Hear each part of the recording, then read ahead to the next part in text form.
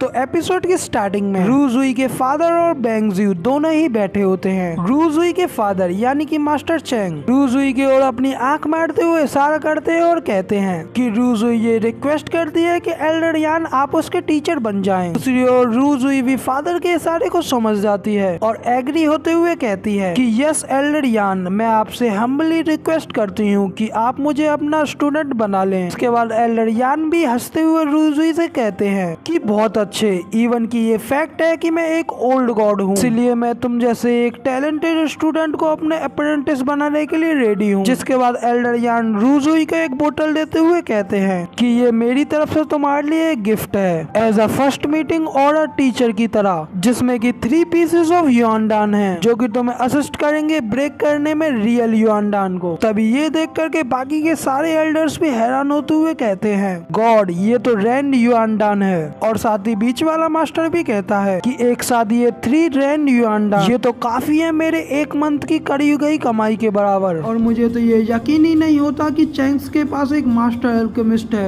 मुझे तो लगता है कि अब तो ये बिल्कुल अनबीटेबल हो जाएंगे। लेकिन तभी रूजुई भी उस बोतल को लेकर के काफी ज्यादा खुश होती है और कहती है कि नॉर्मल टीचर आपका बहुत बहुत शुक्रिया। लेकिन तभी एल्डर यान रूजुई को रोकते हुए कहते हैं कि मैंने अभी अपनी बात पूरी तरीके से खत्म नहीं की है। फिर साथ ही रूजुई को 2 बुक्स देते हुए कहते हैं कि ये स्किल्स बुक है जो कि second tier skill move fairy attack और second tier martial art move fairy palm है, और तुम अभी से इन दोनों स्किल मूव्स को स्टडी करना शुरू कर दो। और तभी ये देख करके बाकी सारे लोग भी और ज्यादा हैरान होते हुए कहते हैं आखिर ये किस तरीके के मार्शल आर्ट मूव हैं। और एल्डर यान तो काफी ज्यादा जनरस हैं, इवन की वो चैंक्स फैमिली को second tier martial art moves भी दे रहे हैं। लेकिन दूसरी ओर रूजुई उन दोनों गिफ्टों को देख करके काफी ज्यादा खुश होती है। साथ ही अपने टीचर यानी कि एल्डर यान को थैंक्स करती है और साथ ही अपने मन में कहती है लिंग जियानचेन, तुमने ये कभी नहीं सोचा होगा कि मैं इतनी ज्यादा अच्छी एल्केमिस्ट भी बन पाऊंगी। मगर तभी दूसरी ओर ली यूनजी अपने फादर और रूजुई को देख करके सोच रहा होता है कि सच में रूजुई तो एल्डर की काफी ज्यादा फेवर में है। अब ये मेरे पास एक अच्छा चांस है कि मैं ये उनसे पूछूं कि क्या वो मेरी मदद करेंगे नेक्स्ट रिंग लीडर इलेक्शन में। फिर तभी ली यूनजी उनकी ओर आगे बढ़ते हुए सोचता है कि अगर मुझे एल्डर यान को खुश करना है तो फिर इस लेडी को भी खुश होना होगा। इसके बाद ली यूनजी रूजुई से कहता है कि रूजुई, मैं तुमसे ये पूछना चाहता हूँ कि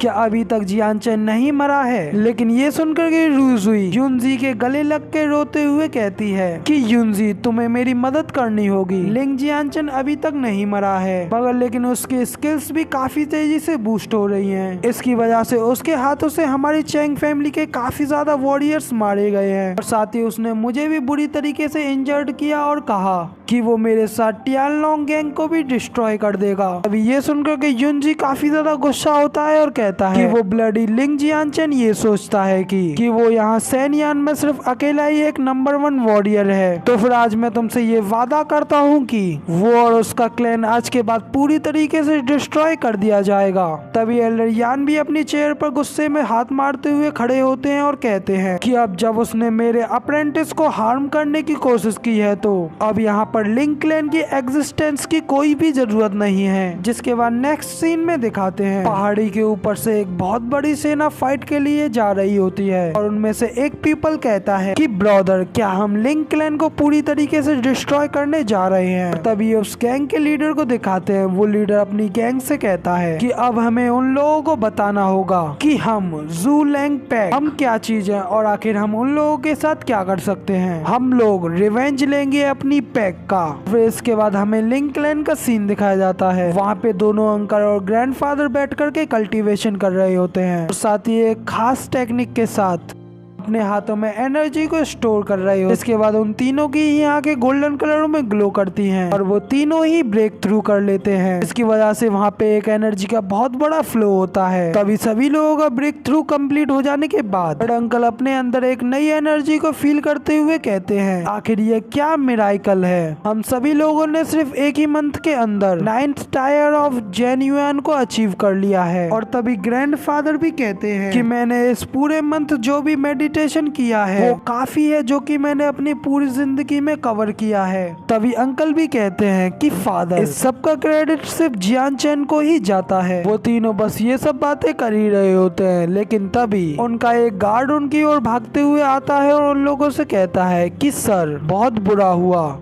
चैंग क्लैन के आदमी और टियानलोंग गैंग के ब्लड कैनिविस ग्रुप के सभी लोग यहाँ पर आ रहे हैं। अभी ये सुनकर के थर्ड अंकल और बाकी सब हैरान होते हुए कहते हैं कि ब्लड कैनिविस के तो सभी लोग टियानलोंग गैंग के एलिट वॉरियर हैं। तभी अंकल टाइसन भी कहते हैं कि फादर, जियान चैन अभी तक बाहर नहीं आया है, क्या मैं इस सभी के बारे में उसको इन्फॉर्म कराऊं? और तभी ग्रैंड फादर अंकल को रोकते हुए कहते हैं कि अभी इस समय हमें इस सब की जरूरत नहीं है। ग्रैंड फादर कहते हैं कि चलो चल करके उनसे गेट पर ही मिलते हैं। जब तक हम उन लोगों को रोकने में कामयाब नहीं हो पाते, तब तक हम जियान चैन को डिस्टर्ब नहीं करेंगे। फिर नेक्स्ट सीन में लिंग क्लैन हाउस के गेट के बाहर का सीन दिखाया जाता है। वहाँ पे टियानलोंग गैंग की पूरी फोर्स आ चुकी होती है। फिर मास्टर चैंग गेट के बाहर ही चिल्लाते हुए कहते हैं, लिंग जियान चैन, अपने सोल्जर्स को बाहर निकालो। और वहीं पे युनजी और उसके फादर यान भी आए होते हैं और उन लोगों के सामने कुछ सोल्जर्स उन्हें गेट पर ही रोकने की कोशिश करते हैं और दूसरी ओर टियानलोंग गैंग के सोल्जर आगे की ओर बढ़े जा रहे होते हैं। तभी एल्डर चैंग कहते हैं कि लिंग जियान चैन, अपने क्लैन के सभी लोगों को यहाँ पर ले आओ। और फिर तभी लिंग क्लैन के सभी लोग भी बाहर आते हैं और कहते हैं कि चैंग रू, आखिर तुम्हारी यहाँ पर आने की हिम्मत कैसे हुई? हमारी एंटायर लिंग क्लैन यहाँ पर है और ये लोग यहाँ पर खड़े होकर के तुम्हारी इतनी चीख पुकार को नहीं सुन सकते। और फिर उन सभी लोगों को देख करके एल्डर चैंग थोड़ा सा स्माइल करते हैं और कहते हैं कि लिंग जैनन, यहाँ पे पूरी टियानलोंग गैंग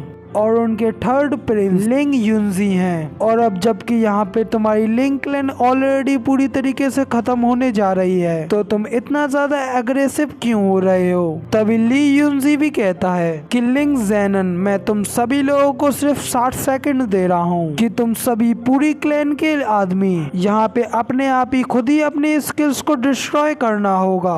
और जबकि हम यहाँ पे फ्रीली अपनी चॉइस से तुम्हारी वुमेन्स को अपने लिए चुन सकते हैं, तो मैं शायद तुम्हें तुम्हारी गलतियों के लिए माफ करने के लिए सोचूंगा। और फिर ली युनजी के ग्रैंडपा और दोनों अंकल को दिखाया जाता है। वहीं पे टियानलोंग गैंग का यंग मास्टर ली जुआनजी हंसता है और थर्ड अंकल से कहता है कि लिंग टियानजुन, मैंने सुना है कि तुम्हारी डॉटर काफी ज्यादा खूबसूरत है, इसीलिए अगर तुम अपनी लड़की को मुझे देते हो तो मैं जरूर ही तुम्हें यहाँ पे माफ करने के बारे में सोचूंगा। तो इसलिए बताओ कि आखिर तुम इस बारे में क्या सोचते हो? लेकिन तभी युआनजी की ये बात सुनकर के थर्ड अंकल बहुत ज्यादा गुस्सा होते हैं और अपनी स्वॉर्ड से उसके ऊपर अटैक करते हुए कहते हैं कि भाड़ में जाओ, मैं अभी तुम्हें यहीं पर डिस्ट्रॉय कर दूंगा। अभी युआनजी भी अपना वेपन लेकर के आगे बढ़ता है और अंकल से कहता है कि तुम एक 7 टायर युआनजी के बेकार आदमी, आखिर तुम्हारी हिम्मत कैसे हुई मुझे इतना ज्यादा गुस्सा करने की? इसके बाद वो दोनों ही एक दूसरे के ऊपर अटैक करने के लिए आगे बढ़ते हैं। ये देख करके रूजुई और उसके फादर काफी ज्यादा खुश होते हैं और साथ ही रूजुई कहती है कि ये लिंग टियानजू तो कितना ज्यादा बेवकूफ है, ये तो अपने बचने की भी कोई उम्मीद नहीं छोड़ रहा है। अभी उसके फादर भी कहते हैं कि इसे तो पहले मरना ही चाहिए ताकि इससे इन लिंग फैमिली वाले लोगों को पता चल पाए कि आखिर असली क्रूरता क्या होती है। तभी वापस से उन दोनों का सीन दिखाया जाता है। वहाँ पे वो दोनों एक दूसरे की आंखों में घूर घूर कर देख रहे होते हैं, लेकिन तभी युआनजी सामने देख करके काफी ज्यादा हैरान हो जाता है कि थर्ड अंकल ने अपनी फुल पावर्स के साथ the sword madness of the bloody shadow का यूज किया होता है। उस अटैक से वो सीधा युआनजी के ऊपर अटैक करते हैं, चिल्लाते हुए कहते हैं कि ये है मेरा किलर मूव। के बाद युआनजी भी उनके अटैक को बड़ी ही मुश्किल से रोक पा रहा होता है और कहता है कि ये तो बिल्कुल इम्पॉसिबल है, आखिरकार तुम इतने ज्यादा स्ट्रॉन्गर कैसे हो सकते हो? अटैक को रोकते हुए उसकी नाकों से भी खून निकलने लगता है। फिर वो कहता है अब मैं आखिरकार इस अटैक को रोक बिल्कुल भी नहीं पा रहा हूँ। फिर तभी दिखाते हैं कि युआनजी उस अटैक को रोक नहीं पाता और अंकल की स्वॉर्ड ने उसके घोड़े और उसको बीच में से 2 हिस्सों में अलग कर दिया होता है। तभी युआनजी मरते हुए कहता है कि मैं मरना बिल्कुल भी नहीं चाहता। अभी इतना कहते ही वो अलग अलग 2 हिस्सों में बट जाता है और फिर इस सब के बाद अंकल भी हंसने लगते हैं। हंसते हुए अंकल कह रहे होते हैं कि ये चैंग क्लैन का यूजलेस बास्टर्ड इतना ज्यादा कमजोर था कि मेरे सिर्फ एक अटैक को भी रोक नहीं पाया। अभी थर्ड अंकल के पीछे उनके सभी लोग भी थर्ड अंकल को चेयर करने लगते हैं और तभी ये सब देख करके रूजुई के फादर भी काफी ज्यादा हैरान होते हैं और कह रहे होते हैं कि आखिरकार इसने 9 टायर युआनजी के वॉरियर को कैसे हरा दिया। साथ ही रूजुई भी कह रही होती है कि ये तो बिल्कुल इम्पॉसिबल है, आखिरकार ये इतने ज्यादा स्ट्रॉन्गर कैसे हो सकते हैं, और सिर्फ इतने कम दिनों में ही। रूजुई इतना सोच रही होती है, लेकिन तब पे वापस से युआनजी को दिखाया जाता है जो कि जोर जोरों से हंस रहा होता है और कह रहा होता है कि सच में तुम लोग तो मुझे काफी ज्यादा सरप्राइज भी दे रहे हो, मगर साथ ही अब मुझे कितना ज्यादा फन भी आएगा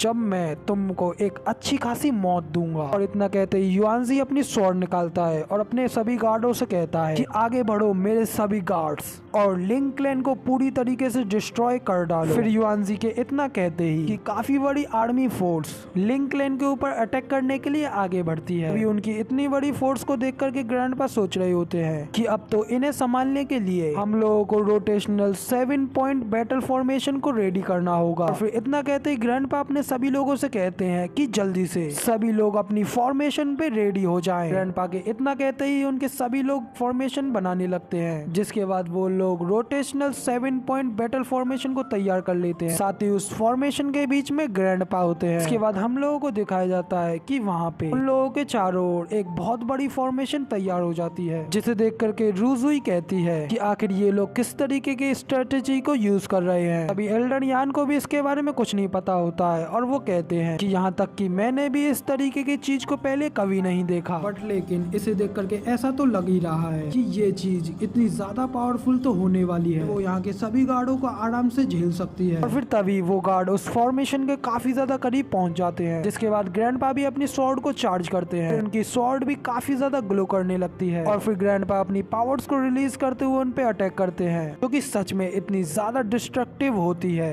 कि उनके सिर्फ एक अटैक से ही उनके काफी ज्यादा सोल्जर्स मारे जाते हैं। ग्रैंडपा उतरते हुए कहते हैं कि ये तुम लोगों के लिए काफी रहेगा, इससे तुम यहाँ पर वापस से एंटर होने की कोशिश नहीं करोगे। फिर इतना कहते ही दोनों अंकल और ग्रैंडपा उनके ऊपर फिर से अटैक करने लगते हैं। साथ ही उनका एक सोल्जर कहता है कि जल्दी से पैनिक ना हो और जल्दी से अपनी डिफेंस लाइन को रेडी करें। फिर तभी वो लोग जल्दी से अपनी डिफेंस लाइन को रेडी करते हैं, जिसका की नाम द ब्लडी डेविल शील्ड होता है। मगर तभी लिंग फैमिली की ओर से उन लोगों की फॉर्मेशन शील्ड के ऊपर काफी ज्यादा अटैक होने लगते हैं और काफी ज्यादा अटैक की वजह से उनकी फॉर्मेशन में क्रैक भी बढ़ जाता है। साथ ही उनकी फॉर्मेशन डिस्ट्रॉय हो जाती है और वहाँ पे एक बहुत ही तगड़ा धमाका होता है, जिसे देख करके रूजुई भी काफी ज्यादा हैरान हो जाती है और कहती है कि आखिर ये लिंग क्लैन कब से इतनी ज्यादा स्ट्रॉन्ग हो गई। फिर तभी रूजुई के फादर भी कहते हैं कि अब आखिर हम लोगों को क्या करना चाहिए। और तभी युआनजी भी कहता है कि मेरे ओपिनियन से तो क्योंकि सभी बेहतरीन वॉरियर्स तो एक दूसरे के साथ इस फॉर्मेशन में जुड़े हुए हैं, इसलिए हमें इस बात का फायदा उठाते हुए उन लोगों के क्लैन हाउस के ऊपर अटैक करके उसे डिस्ट्रॉय करना चाहिए। रूजुई के फादर कहते हैं कि सच में ये तो काफी ज्यादा अच्छा आइडिया है। और फिर इतना कहते ही वो अपने सभी लोगों से कहते हैं कि अब टाइम आ गया है कि हम लोग उन लोगों को भी दिखाएं कि हम लोग कौन हैं। तो फिर सभी लोग जल्दी से आगे बढ़ो और उनके क्लैन को पूरी तरीके से डिस्ट्रॉय कर डालो। फिर इसके बाद नेक्स्ट सीन में दिखाते हैं कि युआनजी रूजुई और उसके फादर से आगे जा रहा होता है और उन लोगों से कहता जाता है कि सभी लोग मुझको जल्दी से फॉलो करें, मैं इन लोगों की फॉर्मेशन को बाईपास करते हुए इनके क्लैन हाउस पे अटैक करने के लिए आगे बढ़ रहा हूँ। तभी ग्रैंडपा भी उस ओर देख करके काफी ज्यादा हैरान होते हैं और उन लोगों से कहते हैं कि ये तो बिल्कुल भी अच्छा नहीं हुआ, टैंग फैमिली वाले हमारी फॉर्मेशन को बाईपास करते हुए हमारे क्लैन हाउस के ऊपर अटैक करने के बारे में ट्राई कर रहे हैं। ये सुनकर के थर्ड अंकल भी हैरानी में कहते हैं कि अब आखिर हम लोगों को क्या करना चाहिए। मगर तभी ग्रैंडपा कहते हैं अभी तो फिलहाल हमें इन गार्ड्सों के खिलाफ खड़ा होना होगा, वरना हमारी फॉर्मेशन काफी ज्यादा हेवीली इंजर्ड हो जाएगी।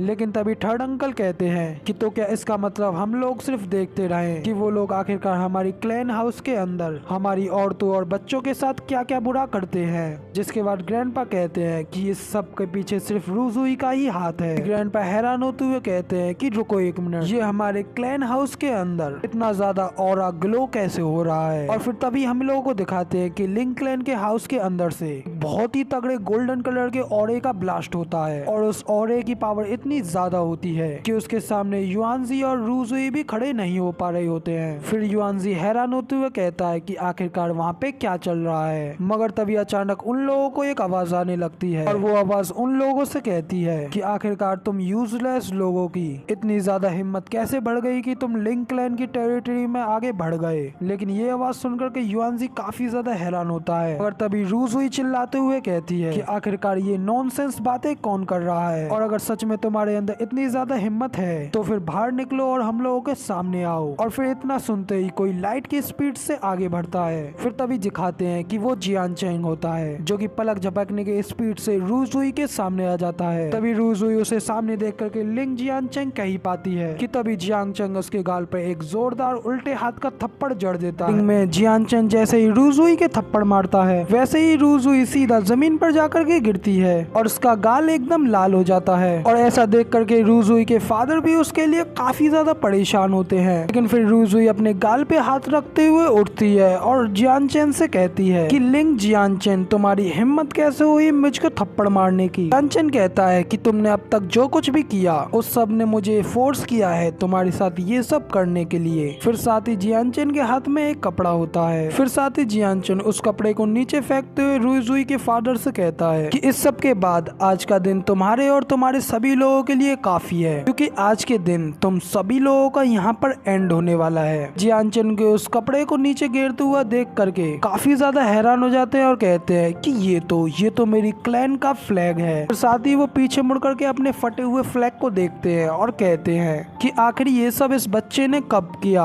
अब तभी नेक्स्ट सीन में जियान चेंग ली युनजी के सामने होता है। युनजी भी अपने सामने जियान चेंग को देख करके कहता है कि मैं इस बात को तो अब पूरी तरीके से एडमायर करता हूँ, सच में तुम्हारा क्लैन काफी ज्यादा स्ट्रॉन्ग है। तो फिर क्यों ना हम लोग अपनी पुरानी दुश्मनी को भूल जाएं और एक दूसरे के साथ क्यों ना मिल जाएं, क्योंकि अगर तुम्हारी क्लैन हमारी टियानलोंग गैंग के साथ मिलती है तो इससे हमारा और तुम्हारा दोनों का ही बहुत ज्यादा फायदा होगा। लेकिन फिर तभी जियान चेंग अपनी स्वॉर्ड को निकालते हुए कहता है कि इंटरेस्टिंग, लेकिन अगर क्या होगा अगर मैं तुम्हारे इस प्रपोजल का मना करता हूँ। ये सुनकर के युनजी एक स्माइल पास करता है और कहता है कि तुम रिफ्यूज करना चाहते हो, लेकिन उससे पहले अपने जरा पीछे तो मुड़ कर देखो। जियान चेंग से इतना कहते ही वो अपने लोगों से कहता है कि लेके आओ उसे। इसके बाद उसके लोग भी रेडी हो जाते हैं और यस करते हैं। फिर वो एक क्रॉस बोर्ड लेके आते हैं। उस बोर्ड को देख करके जियान चेंग काफी ज्यादा हैरान परेशान हो जाता है, क्योंकि उस बोर्ड के ऊपर उन लोगों ने जियान चेंग के फादर को टांगा होता है, जो कि काफी ज्यादा जख्मी होते हैं। और फिर वो जियान चेंग को देख करके उसको आवाज लगाते हैं। तभी जियान चेंग भी अपनी फादर की ऐसी हालत को देख करके वो जल्दी से आगे बढ़ता है और कह रहा होता है कि फादर बस अभी रुके, मैं आपको अभी बचाता हूँ। फिर ऐसा देख करके युनजी जियान चेंग से कहता है कि ये सब कितना ज्यादा रिडिकुलस है, तुम क्या ये सच में सोचते हो कि तुम अपने फादर को इतने सारे लोगों के होते हुए भी सेव कर लोगे। तभी रू जुई के फादर भी आगे बढ़ते हैं और कहते हैं कि इसको तो मैं अभी रोकता हूँ। फिर जियान चेंग के ऊपर अपनी स्वॉर्ड से अटैक करते हुए कहते हैं कि तुम पागल लड़के अब जाओ जाकर के हेल में मरो। लेकिन दूसरी ओर इस बार जियान चेंग सच में बहुत ज्यादा गुस्सा होता है और रू जुई के फादर से कहता है कि तुम्हारे जैसे ऑब्स्टिकल मुझे ऐसा करने से रोक नहीं सकते। फिर ऐसा कहते ही जियान चेंग एल्डर के अटैक को अवॉइड करता है और तेजी से उनके पीछे आकर के अपनी पावर्स को रिलीज करता है। रू जुई के फादर की बैक पर एक जोरदार किक मारता है और इसकी वजह से उनकी बैकबोन भी वहीं से टूट जाती है। रू जुई के फादर काफी ज्यादा दर्द में चिल्लाते हुए कहते हैं कि सच में ये तो काफी ज्यादा फास्ट था। दूसरी ओर दिखाते हैं कि जियान चेंग उनके किक मारते हुए अपने फादर के पास उस बोर्ड के ऊपर खड़ा हो जाता है। वहाँ पे खड़े सभी लोगों से कहता है कि जो भी लोग चाहे वो यहाँ पर आए और मुझे रोकने की हिम्मत करे। लेकिन दूसरी ओर रू जुई अपने फादर की ऐसी हालत को देख करके काफी ज्यादा परेशान होती है और काफी रो रही होती है। लेकिन फिर तभी जियान चेंग उस बोर्ड से नीचे उतरता है। फिर तभी जियान चेंग को नीचे उतरते हुए देख करके सभी लोग काफी ज्यादा घबरा जाते हैं और उनमें से एक कहता है, क्या तुमने ये देखा हमारे क्लैन लीडर इसके सामने कितनी जल्दी मारे गए, क्योंकि हमारे क्लैन लीडर 8th लेवल के युआनजिन टायर लेवल पर थे। फिर आखिरकार जियान चेंग उनसे इतना ज्यादा स्ट्रॉन्गर कैसे हो सकता है। मगर लेकिन इस सब के बाद अब तुम्हें क्या लगता है कि क्या हम इस लिंग क्लैन के लोगों के सामने खड़े भी हो पाएंगे। तभी उस दूसरे वाले लड़के की ओर दिखाते हैं, वो अपनी पैंट में सुशु कर जाता है और कहता है कि अब हम लोग तो मरने वाले हैं। लेकिन तभी जियान चेंग अपने फादर के पास जाता है और उनसे कहता है कि फादर मैं आपसे इस सब के बाद माफी मांगना चाहता हूँ, लेकिन प्लीज आप थोड़ी देर के लिए रुक जाएं, मैं पहले इन सभी लोगों को यहाँ पर फिनिश कर देता हूँ। लेकिन फिर तभी नेक्स्ट सीन रू जुई के ओर दिखाया जाता है। रू जुई काफी ज्यादा गुस्सा होती है और अपनी फुल पावर्स को रिलीज करते हुए कहती है कि लिंग जियान चेंग तुम्हारी हिम्मत कैसे हुई मेरे फादर को किल करने की। जियान चेंग भी पीछे की ओर गुस्से में देखता है और कहता है कि तुम लोगों ने मेरे फादर को इतना ज्यादा टाइम से टॉर्चर किया, तो फिर इसलिए तुम्हारे फादर को तो मेरे हाथों से मरना ही था। लेकिन तभी रूजुई गुस्से में और ज्यादा तेजी से चिल्लाती है और चिल्लाते हुए कहती है कि मैं तुम्हें अब मार डालूंगी, और फिर जियानचन के ऊपर अटैक करने के लिए आगे बढ़ते हुए कहती है, लिंग जियानचन, मैं आज के दिन तुम्हें ये पता करवा दूंगी कि तुम जैसे कमजोर लोगों को यहाँ पर जिंदा रहने की बिल्कुल भी जरूरत नहीं है। फिर वो इतना कहते ही अपने palm of fire hello attack से जियानचन के ऊपर अटैक करती है। लेकिन तभी जियानचन सिर्फ वहीं पे खड़े खड़े अपने किक को आगे बढ़ाता है, रूजुई को वहीं पर अपनी किक से रोक देता है। अगर रूजुई उस किक की वजह से काफी ज्यादा घायल होती है और अपने मुंह से खून खांसते हुए हैरान होती है और सामने की ओर देखती है। इधर जियानचन का पैर उसके चेस्ट के बीच में लगा होता है। रूजुई उसे देख करके कहती है, इवन कि मैं 9 टायर युआनजिन लेवल पर हूँ, फिर भी मैं इसके पैर से किए गए अटैक को देख भी नहीं पाई। फिर तभी दिखाते हैं कि जियानचन की किक का फोर्स इतना ज्यादा होता है कि रूजुई वहीं से बहुत ज्यादा दूर जाकर के गिरती है। और फिर जियानचन रूजुई से कहता है कि तुम्हारा जैसा एक कचरा मेरे लिए इस लायक भी नहीं है कि मैं उसे किल करने के बारे में सोचूं। और फिर तभी रूजुई की ओर दिखाते हैं, वो खून खांसती है। रूजुई वहीं पे पड़े हुए जियानचन से पूछती है कि लिंग जियानचन, क्या तुमने ये वाकई रियल युआनजिंग के लिए बनाया है? लेकिन तभी जियानचन कहता है कि रूजुई, तुम्हें ये सब जानने की कोई जरूरत नहीं है और अब इस सब का हम एंड करते हैं। लेकिन तभी रूजुई गुस्से में कहती है कि लिंग जियानचन, कि तुम क्या सोचते हो कि तुमने अगर रियल युआनजिन टायर को अचीव कर लिया है तो क्या ये कुछ ज्यादा ही इम्प्रेसिव है? मगर लेकिन मैं तुम्हें ये बता दूं कि मैं ऑलरेडी टियानलोंग गैंग के फर्स्ट ग्रेड एल्केमिस्ट यान चुंगफेंग की अप्रेंटिस हूँ। तभी जियानचन भी कहता है कि ओ फर्स्ट ग्रेड एल्केमिस्ट। फिर तभी रूजुई अपनी कमर पे हाथ रखते हुए उठती है और जियानचन से कहती है, हाँ मगर ये सब चीज तुम्हारे जैसे एक पीजेंट के लिए कोई मायने नहीं रखता है। और फिर रूजुई इसके बाद अपने पास से वही वाली बोतल निकालती है जो कि पहले उसके मास्टर ने दी होती है। रूजुई उस बोतल से एक पिल को निकालते हुए कहती है कि ये देखो, ये है फर्स्ट ग्रेड की युआनडा, मगर मैं ये बेट लगाती हूँ कि तुमने ये पिल इससे पहले अपनी पूरी लाइफ में कभी नहीं देखी होगी। लेकिन तभी वो जियानचन की ओर देखती है और काफी ज्यादा हैरान हो जाती है क्योंकि जियानचन उसकी बातों पर कोई भी इंटरेस्ट नहीं दिखा रहा होता है। मगर तभी रूजुई हंसते हुए कहती है कि तुम इस तरीके का एक्ट तो कर ही सकते हो, लेकिन अब मैं तुम्हें एक मजा चखाऊंगी कि आखिर फर्स्ट ग्रेड की अल्केमिस्ट क्या होती है। रूजुई उस युआनडान पिल को खा लेती है और फिर उस पिल को निगल लेने के बाद रूजुई की आंखें काफी ज्यादा ग्लो करने लगती हैं, साथ ही उसके अंदर से काफी तगड़ी एनर्जी रिलीज होती है। इसके बाद वो हंसते हुए जियानचन से कहती है कि तुम लिंग जियानचन मेरे सामने बिल्कुल एक कूड़ा कचरा हो और अब इसके बाद तुम मेरे हाथों से मरने जा रहे हो। लेकिन साथ ही रूजुई कहती है कि ये एक बहुत ज्यादा शेम की बात है जो कि मैं तुम्हें किल करने के लिए अपनी युआनडान पिल को वेस्ट कर रही हूँ, लेकिन कोई नहीं, तुम्हें मारने के बाद मुझे बहुत ज्यादा प्राउड होगा। रूजुई इतना कहकर के खुश हो रही होती है कि अचानक जियानचन उसके सामने कई सारी युआनडान पिल्स की बोतल को फेंक देता है। उससे कहता है कि ये क्या वही युआनडान पिल है जिसकी कि तुम इतनी ज्यादा बात कर रही हो। तभी रूजुई जियानचन के पास इतनी ज्यादा पिल्स को देखते हुए काफी ज्यादा हैरान हो जाती है और कहती है कि ये तो बिल्कुल इम्पॉसिबल है, आखिर इसके पास इतनी ज्यादा रेन युआनडान पिल कैसे आई। लेकिन तभी पीछे से जियानचन के लोग भी काफी ज्यादा उसके ऊपर हंसने लगते हैं, साथ ही वो लोग भी अपने पास से उन पिल की बोतलों को निकालते हुए कहते हैं कि ये सब पिल्स, ये सब तो सिर्फ जियानचन ने ही बनाई है, इन्हें की खा करके हम लोगों ने भी काफी ज्यादा राइज किया है। तभी ये सुन करके तो रूजुई की आंखें और भी ज्यादा फटी की फटी रह जाती हैं। फिर साथ ही रूजुई उन लोगों से कहती है कि तुम सभी लोगों के पास भी युआनडान कैसे हैं। लेकिन तभी जियानचन रूजुई से कहता है कि चेंग रूजुई, क्या अब तुम्हें ये सब क्लियर हो गया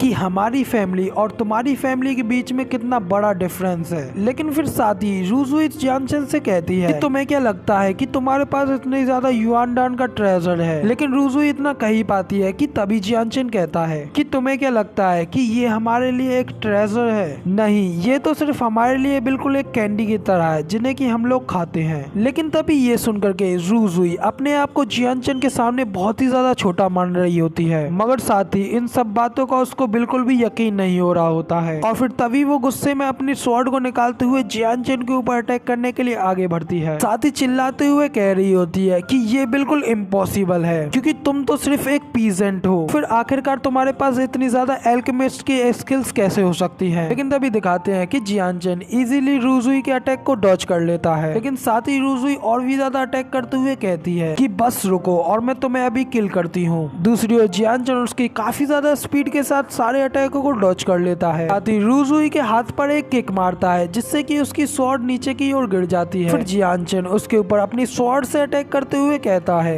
तुम एक फर्स्ट ग्रेड की एल्केमिस्ट हो, लेकिन ऐसा नहीं है क्योंकि रियल कचरा तुम हो। ना कहकर के जियानचन अपनी स्वॉर्ड से अटैक करता है, लेकिन तभी हम लोग देखते हैं कि जियानचन का अटैक को किसी ने रोक लिया होता है। इसे देख करके जियानचन भी काफी ज्यादा हैरान होता है, लेकिन साथ ही तभी जियानचन के ऊपर एक अटैक होता है, लेकिन जियानचन पीछे की ओर स्लिप करते हुए उस अटैक से बच जाता है। हाथी कहता है कि अब आखिर तुम कौन हो। कि सामने की ओर काफी ज्यादा धुआं होता है, इसलिए जियानचन उस आदमी को देख नहीं पा रहा होता है। स्मोक के पीछे वो आदमी जियानचन से कहता है कि बच्चे तुम अभी काफी ज्यादा यंग हो, लेकिन तुम्हारे कहे गए वर्ड्स काफी ज्यादा बड़े हैं। साथ ही धूल हटने के बाद वो मास्टर दिखाई पड़ता है। वो जियानचन को अपना इंट्रोडक्शन देते हुए कहता है कि मैं हूँ फर्स्ट ग्रेड एल्केमिस्ट यान चुंगक्यू, जिसके के बारे में तुमने अभी अभी मेंशन किया था। लेकिन साथ ही दूसरी ओर जियानचन अपनी स्वॉर्ड को लेकर के उनके सामने खड़ा होता है कि फाइनली आखिर तुम भी बिल्कुल सही टाइम पर आए हो। जिसके बाद नेक्स्ट सीन में दिखाते हैं कि युनजी रूजुई के पास जाता है, उसको सहारा देते हुए कहता है कि रूजुई क्या तुम ठीक हो। फिर साथ ही वो जियानचन के ओर चिल्लाते हुए कहता है कि लिंग जियानचन तुमने रूजुई को हर्ट किया है, इसके बदले में टियानलोंग के लीडर एल्डर यान तुम्हें नहीं छोड़ेंगे। लेकिन तभी दूसरी ओर एल्डर यान उससे कहते हैं कि मेरे बच्चे शांत हो जाओ, मैं सिर्फ एक पल में ही इस लड़के का सिर अलग कर दूंगा। फिर जियानचन भी एल्डर यान की ओर देख करके कहता है कि ओ तो ये 9th टियर के जेन्युइन वॉरियर हैं। तभी एल्डर यान लिटिल ब्रेड अब तुम मरने वाले हो, इतना कह करके वो अपनी फायर से जियानचन के ऊपर अटैक करते हैं। लेकिन साथ ही जियानचन भी the sword madness of the bloody shadow move को अटैक करता है और फिर दोनों के ही मूव एक दूसरे से टकराते हैं, जिसकी वजह से वहाँ पे एक काफी तगड़ा ब्लास्ट होता है। इसे देख करके ली युनजी सोच रहा होता है कि एल्डर यान पहले से ही काफी ज्यादा स्किलफुल 9th टियर के जेन्युइन वॉरियर हैं कि इस मूव के सामने तो जियानचन के बचने का कोई भी सहारा नहीं है। साथ ही रूजुई भी खुश होते हुए सोच रही होती है कि मैं ये विश करती हूँ कि ये एल्डर यान के हमले से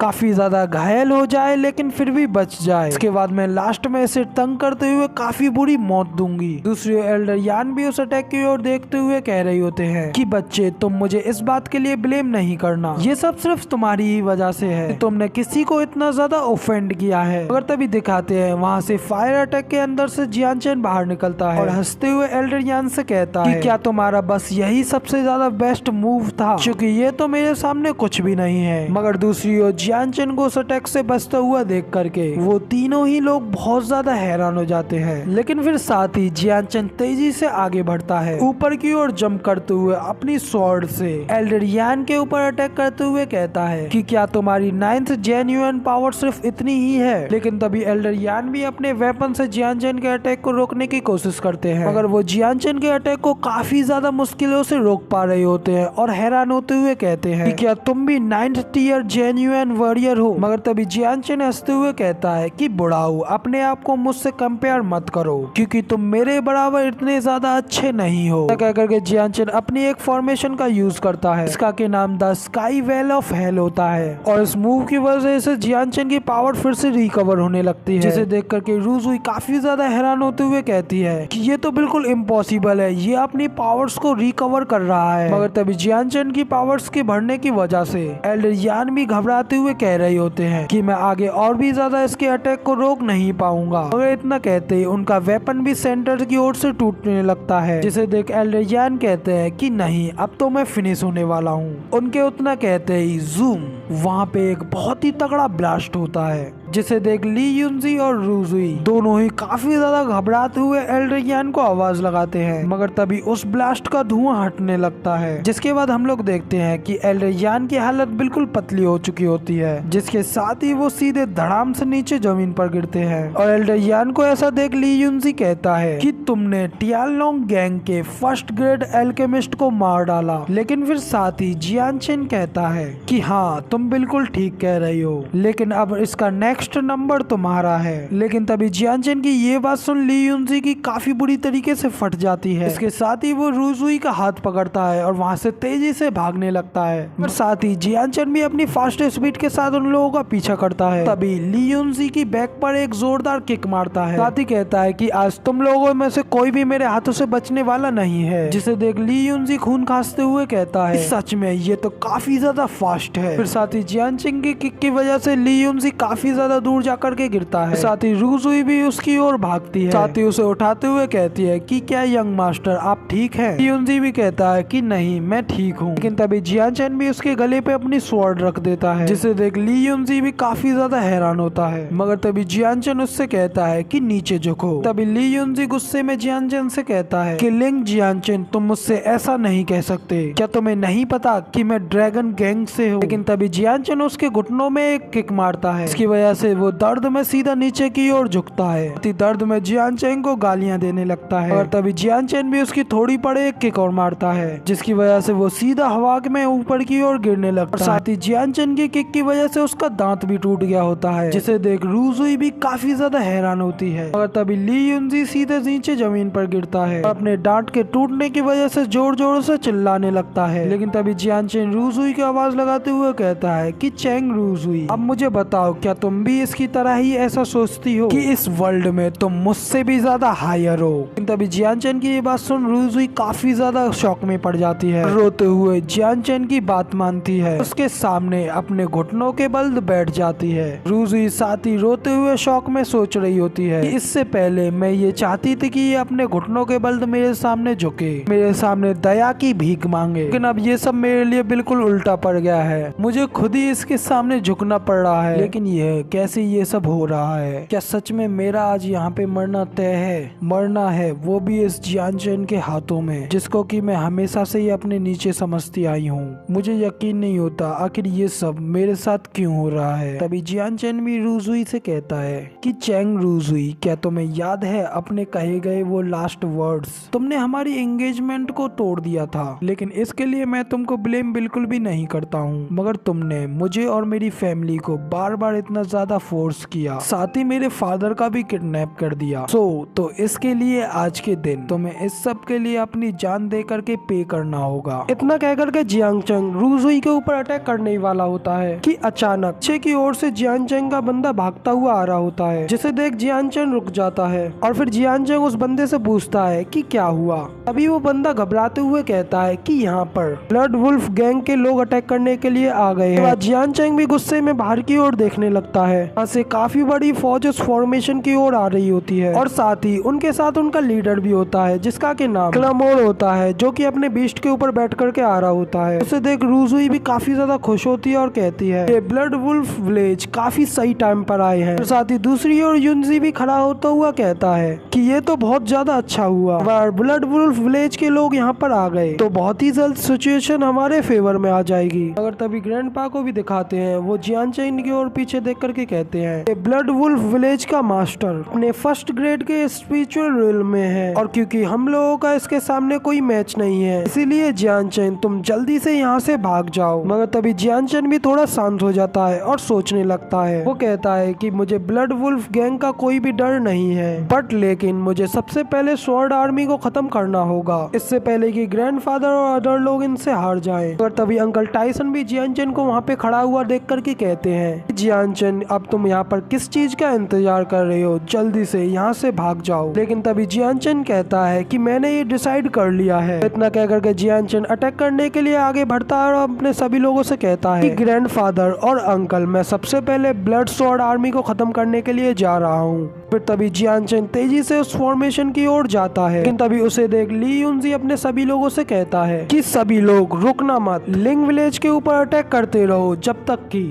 ब्लड वुल्फ विलेज यहाँ पर ना आ जाए। इतना सुन दोनों टीम मेंबर्स एक दूसरे से लड़ने लगते हैं। लेकिन तभी जियांगचेंग उन लोगों के ऊपर अपना एक अटैक करता है Holi ring of the triangle की टच से। फिर जैसे ही उस अटैक का एक ब्लो होता है, वहाँ पे एक जोरदार धमाका होता है जिससे कि वहाँ के सभी लोग घायल हो जाते हैं। तभी कुछ बचे हुए लोग कहते हैं कि आखिर यहाँ पर अभी अभी क्या हुआ। लेकिन तभी स्मोक हटने के बाद उन सभी लोगों के बीच में जियांगचेंग खड़ा होता है और फिर जियांगचेंग उन सभी लोगों से कहता है कि मैं लिंग जियांगचेंग तुम सभी लोग मेरी बात कान खोल करके सुन लो। यहाँ पे जिसके अंदर भी हिम्मत बची हो वो आए और आकर के मेरा सामना करे। मैं वादा करता हूँ मैं उसे बड़ी ही भयानक मौत दूंगा। लेकिन तभी जियान चेंग की ये वार्निंग सुन सभी लोग काफी ज्यादा घबराने लगते हैं। मगर तभी ली युनजी उन लोगों से कहता है आखिर तुम किस बात का इंतजार कर रहे हो, सभी लोग एक साथ उसके ऊपर हमला करो। लेकिन तभी ये सुन सभी लोग उसके ऊपर अटैक करने लगते हैं। पर तभी दिखाते हैं कि जियान चेंग बड़ी ही स्पीड के साथ सभी लोगों को एक एक कर मार डालता है और अगले पल ही वहाँ पे सभी लोग मारे जाते हैं, जिसे देख अंकल टाइसन और बाकी सभी लोग भी बहुत ज्यादा हैरान होते हैं। अंकल टाइसन कहते हैं कि सच में जियान चेंग तो काफी ज्यादा स्ट्रॉन्ग है। और तभी थर्ड अंकल भी कहते हैं कि हाँ कि ये ब्लड स्वॉर्ड गार्ड इसी चीज के लायक थे। लेकिन तभी ग्रैंडफादर भी आगे बढ़ते हुए कहते हैं कि चलो सभी लोग हम लोग भी जियान चेंग की इस सब में हेल्प करते हैं। फिर ग्रैंडफादर अपने सभी लोगों से कहते जाते कि सभी लोग सिर्फ उन लोगों को छोड़ करके जो कि घायल हैं उनको छोड़ करके सभी लोग मेरे साथ आगे बढ़े और इन स्वॉर्ड आर्मी के लोगों को एक एक कर मार डालें। और फिर तभी ग्रैंडपा की ये बात सुन क्लैन के सभी लोगों के अंदर एक जोश आ जाता है। वो लोग उन लोगों के ऊपर अटैक करने के लिए आगे बढ़ते हैं और कहते हैं कि हाँ हम ब्लड स्वॉर्ड आर्मी को लोगों को किल कर देंगे, जियान चेंग को प्रोटेक्ट करेंगे एंड डिफेंड करेंगे लिंग विलेज को। इतना कह करके वो सभी लोग ब्लड स्वॉर्ड आर्मी के लोगों को एक एक कर मारने लगते हैं। और ये देख ली युनजी भी काफी ज्यादा घबरा जाता है। अपने सभी लोगों से कहता है कि बास्टर्ड यहाँ से मत भागो, क्या तुम भूल गए कि तुम एक ड्रैगन गार्ड हो। फिर तभी दूसरी ओर जियान चेंग की ओर भी दिखाया जाता है। जियान चेंग काफी तेजी से सभी लोगों को खत्म करता हुआ आगे बढ़ रहा होता है। तभी ग्रैंडपा और बाकी के सभी लोग भी जियान चेंग के पीछे आ जाते हैं। ग्रैंडफादर जियान चेंग से कहते हैं कि जियान चेंग हम लोग भी तुम्हारा इस सब में साथ देंगे, क्योंकि स्वॉर्ड गार्ड आर्मी तो अब खत्म हो ही चुकी है, लेकिन अब हमारा सामना ब्लड वुल्फ गैंग के मास्टर के साथ होने जा रहा है, जो कि first grade spiritual realm master है। और क्योंकि हम लोग उसके बिल्कुल भी अपोनेंट नहीं है, तो अब तुम बताओ क्या तुम्हारे पास इसके लिए भी कोई रास्ता है। अंकल टाइसन भी कहते हैं कि जियान चेंग फादर बिल्कुल सही कह रहे हैं, जिंग जूलैंग काफी ज्यादा स्ट्रॉन्ग वॉरियर है और साथ ही वो स्पिरिचुअल रियल्म के फर्स्ट ग्रेड पर भी है। तो फिर तुम जो कि 9th टियर जेन्युइन पर हो उसका सामना कैसे करोगे। लेकिन तभी जियान चेंग भी उन दोनों लोगों से कहता है कि डोंट वरी अंकल और ग्रैंडफादर, मेरे पास अपना एक रास्ता है उसके साथ डील करने के लिए। फिर जियान चेंग की ये बात सुन ग्रैंडफादर भी एग्री हो जाते हैं और जियान चेंग के कंधे पे हाथ रखते हुए कहते हैं कि ठीक है, मुझे तुम्हारे ऊपर पूरा बिलीव है कि तुम उसे हरा दोगे। अब हमारी लिंग क्लैन की पूरी उम्मीद सिर्फ तुम्हारे हाथ में ही है। लेकिन तभी ग्रैंडफादर की ये बात सुन दोनों अंकल काफी ज्यादा हैरान होते हैं और ग्रैंडफादर से कहते हैं कि फादर आप ये क्या कह रहे हैं। लेकिन तभी ग्रैंडफादर भी उन दोनों लोगों को रोकते हुए कहते हैं कि तुम सभी लोग अब बिल्कुल शांत हो जाओ और अब से जियान चेंग जो भी कहता है उस चीज को फॉलो करो। वो सभी लोग ये सब बातें कर ही रहे होते हैं कि अचानक वहीं पे उन सभी लोगों के पीछे ब्लड वुल्फ गैंग का लीडर आ जाता है और हंसते हुए उन लोगों से कहता है कि क्या कह रहे हो, अब तुम लोग इस बच्चे के अरेंजमेंट को फॉलो करोगे। लेकिन तभी उसे देख जियान चेंग भी कहता है कि फाइनली ये अब मेरे सामने आ गया है। और फिर जियान चेंग के इतना कहते ही उन लोगों के लीडर को दिखाया जाता है, ब्लड वुल्फ विलेज के लीडर को, जिंग जियू लैंग। लेकिन इसी के साथ हमारा ये वाला एपिसोड भी यहीं पर कंप्लीट हो जाता है। अब आप सभी लोगों को ये वाली वीडियो पसंद आई हो तो यार एक लाइक कर देना, साथ ही इसके नेक्स्ट एपिसोड्स को देखने के लिए मेरे इस चैनल को सब्सक्राइब जरूर से कर लेना।